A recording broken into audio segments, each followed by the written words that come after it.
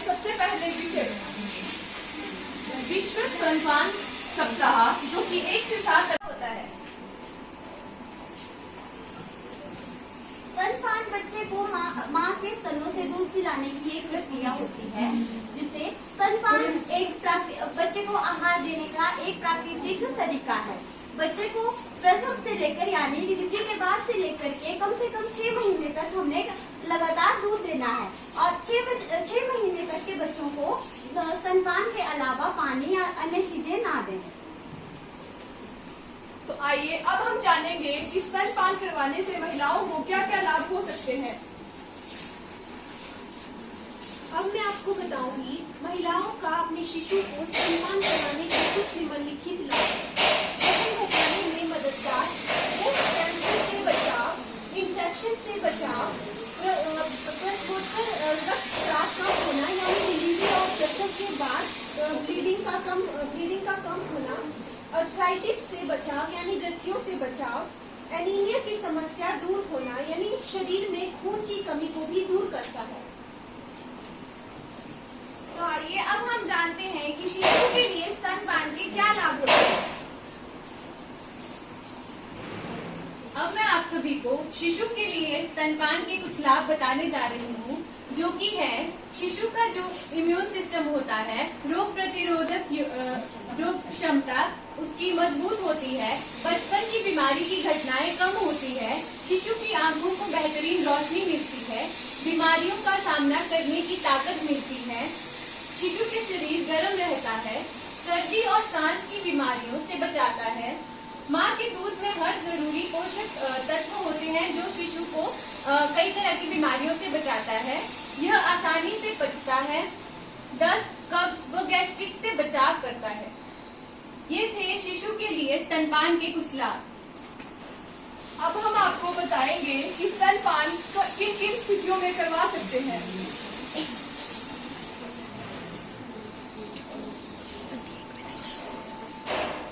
शिशु को स्तनपान कराने की कई प्रकार की स्थितियां हैं।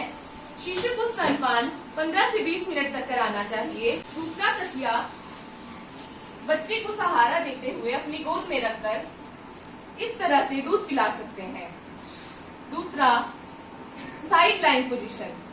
यह स्थिति या पोजीशन उन महिलाओं के लिए लाभदायक होती है जिनका ऑपरेशन हुआ होता है, जो बिस्तर पर लेटकर भी बच्चे को दूध पिला सकते हैं।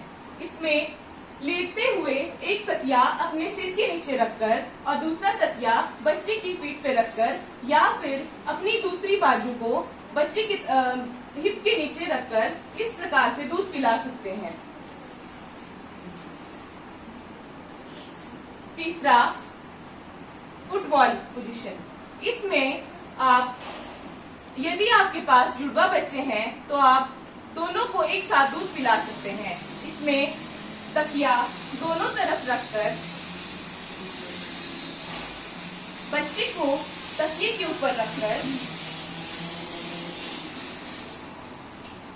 एक तरफ और दूसरी तरफ इसी तरह दूसरी तरफ भी आप दूध पिला सकते हैं। इसी प्रकार से आप अपने बच्चों को नए नए तरीकों से, नई नई स्थितियों से दूध पिला सकते हैं। धन्यवाद। तो आइए जानते